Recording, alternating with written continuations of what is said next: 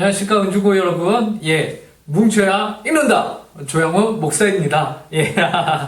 오늘로서 이제 17일째 성경 읽기를 시작하는데요. 오늘 저희가 함께 보실 말씀은 사무엘상 9장, 로마서 7장, 예레미야 46장, 시편 22편 말씀입니다.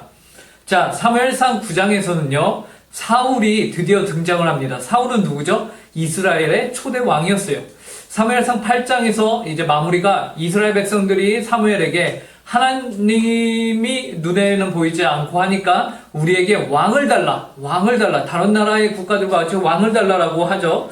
그 왕이 될 사람이 드디어 사무엘을 만나는 장면입니다. 사울은 어떻게 사무엘을 만날까요? 그의 집안에서 이제 어린 나귀를 찾아야 하는 그런 형편이 됩니다. 나귀가 집을 나간 거예요. 그래서 사울의 아버지가 사울 보고 야 가서 나귀를 좀 잃어버린 나귀를 너가 찾아와라 하고 말하죠. 그래서 사울이 자신의 사원과 함께 짐을 들고 이제 나귀를 찾으러 갑니다. 그런데 찾아도 찾지 못한 거예요. 그러자 이를 어쩌냐 큰일 났다라고 하는데 그 사환이 말하기를 이 근처에 하나님의 사람 사무엘이 있습니다. 우리가 사무엘에게 가서 나귀가 어디 있는지 한번 물어보면 어떨까요? 라고 말해요. 그래서 이제 사울이 사무엘을 찾아가게 된 것이죠. 그런데 사울이 사무엘을 찾아오기 전날에 하나님께서 사무엘에게 내일 이스라엘의 왕이 될 사람이 너를 찾아올 것이다 라고 말씀을 해주셨어요. 그리고 실제로 사울이 이스라엘의 왕이 될 사람으로서 찾아왔고 사무엘은 사울이 바로 그 초대 왕이 될 사람인 것을 알아보죠. 그래서 이제 잃어버린 나귀는 이미 너의 집에 갔기 때문에 걱정하지 말고 너는 여기서 나와 함께 하나님의 성전에 올라가서 함께 식사하며 교제를 하자라고 하면서 하룻밤을 지내게 됩니다. 그리고 그 다음 날은 사무엘상 10장의 말씀입니다. 그렇기 때문에 오늘은 밥 먹고 그 다음날이 되려는 찰나에 이제 본문이 끝나게 돼요. 내일도 우리가 함께 이어서 보면 좋을 것 같아요. 자, 그 다음에 로마서 7장입니다. 로마서 7장은 신자와 율법의 관계를 부부의 관계로 비유로 정리를 해주고 있는 내용인데요. 바울은 율법이 우리에게 죄가 무엇인지를 알려주는 좋은 기준이 된다라고 말해주고 있어요. 그런데 이제 은혜로 인하여 율법을 뛰어넘게 되었다라는 것 또한 말하고 있는 것입니다.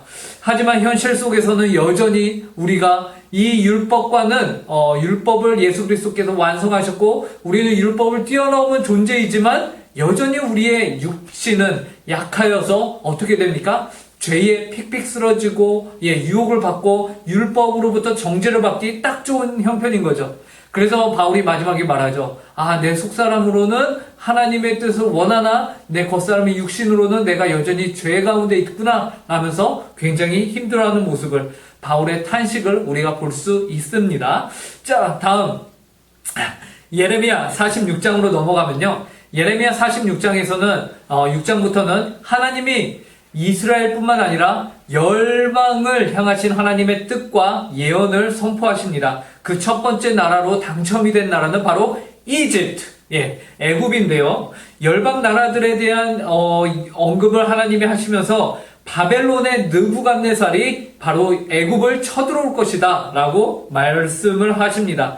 그리고 애굽은 어떻게 될까요? 너희가 방패를 만들어서 한번 싸워봐라 라고 말하지만 결국에는 너희가 비참하게 처참하게 바벨론으로부터 멸망을 당하게 될 것임을 예레미야가 예언하고 있죠. 그런데 놀라운 것이 있습니다. 이렇게 강대국에게 먹힘을 당하는 이 순간에 하나님께서는 그 조그맣고 강대국으로 피신하여가 그 보잘것없는 민족을 어떻게 하신다고 하시냐면 내가 그 이스라엘 민족들은 내가 구원해낼 것이야 라고 말하고 있는 것이죠.